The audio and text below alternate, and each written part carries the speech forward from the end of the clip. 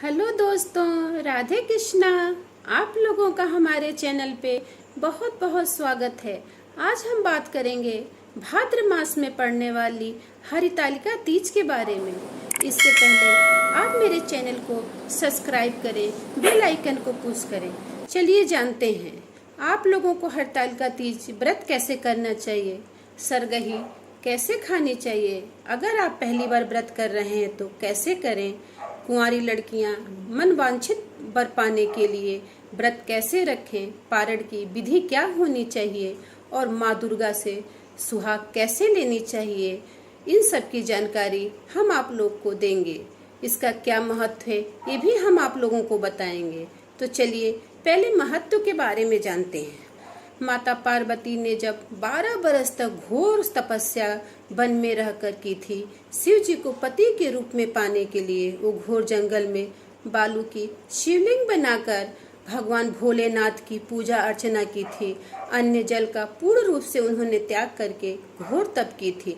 पार्वती जी की तपस्या से प्रसन्न होकर भगवान ने शिव ने माता पार्वती जी को दर्शन देकर उनकी मनोकामना पूर्ण की थी। इस दिन भाद्र मास शुक्ल पक्ष की तृतीया तिथि थी, जिसे हम हरितालिका तीज कहते हैं।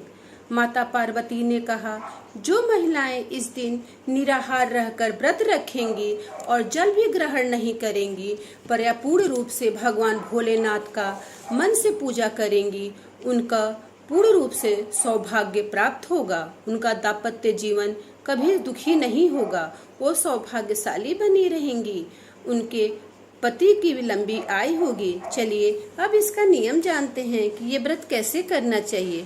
व्रत निराहार और निर्जला रखा जाता है, लेकिन कुछ लोग पूजा करने के बाद जल को ग्रहण कर लेते हैं।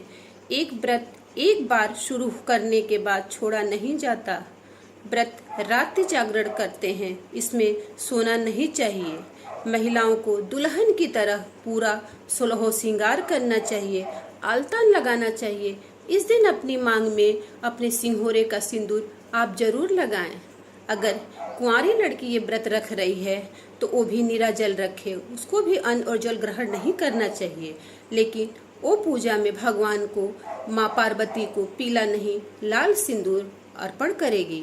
अब चलिए जानते हैं कि सरगही के लिए कैसे उठें और सरगही कैसे खाएं। सरगही के लिए आपको 3 बजे उठना चाहिए। व्रत जिस दिन है और जिस दिन नहीं, उसके बीच में जो रात्र पड़ती है उसमें 3 बजे तक आप पूर्ण रूप से अपना सरगही खा लीजिए। सरगही में आप फल ले सकती हैं, दूध ले सकती हैं, दही खा सकती हैं, जो आपके घर का विधान हो उस प्रकार आप सरगही खाइए।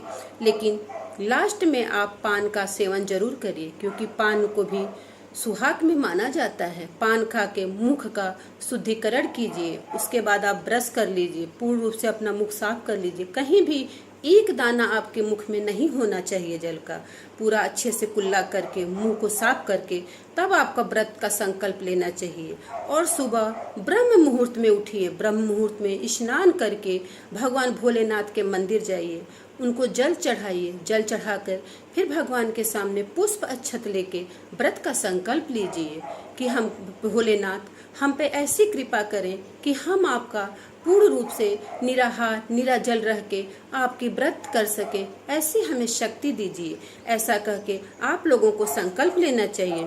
अब चलिए जानते हैं कि पूजा की विधि क्या होती है। इस व्रत में भगवान शिव और माता पार्वती और गणेश जी की बालू रेत से, काली मिट्टी से प्रतिमा बनाई जाती है। पूजा स्थल पर एक चौकी रखें, उस पर केले का मंडप बनाएं। मंडप के अंदर भोलेनाथ, माँ पार्वती और गणेश जी को स्थापित करें। माँ पार्वती जी को सिंदूर जरूर अर्पण करें और सुहाग की जितनी भी वस्तुएं हैं सब चढ़ाएं। फल चढ़ाएं, मेवे चढ़ाएं, दूध से बनी हुई मिठाई भी चढ़ाएं। और भगवान भोलेनाथ को धोती, कुर्ता, गमछा, जनेऊ चढ़ाना मत भूलिए, दान करना भी मत भूलिए। व्रत की पूजा पूर्ण रूप से करने के बाद लास्ट में कथा अवश्य सुनिए। कथा सुन के ब्राह्मण को दक्षिणा देना और उनका चरण स्पर्श करना बिल्कुल मत भूलिए। इस तरह आप अपना पूजा करिए और अगले दिन आप सुबह उठिए, सुबह स्नान करके फिर से माँ गौरी के सामने जाइए, भोले बाबा के सामने जाइए और अपना आंचल फैला के माँ से अपने सुहाग की भीख मांगिए। जैसे एक भिक्षुक भीख मांगता है, उसी तरह माँ के सामने अपना आंचल फैलाइए और कहिए, हे माँ, मेरा पति हमेशा ऐसे ही मेरे साथ बना रहे, हम लोग की जोड़ी ऐसी बनी रहे। ऐसी माता से प्रार्थना कीजिए, माँ को पीला सिंदूर अर्पण कीजिए, फिर वही सिंदूर अपने आंचल के छोर से अपनी मांग में लगाइए। ऐसा करने से माँ प्रसन्न होती है, भोले बाबा प्रसन्न होते हैं और आप लोगों को आशीर्वाद देते हैं।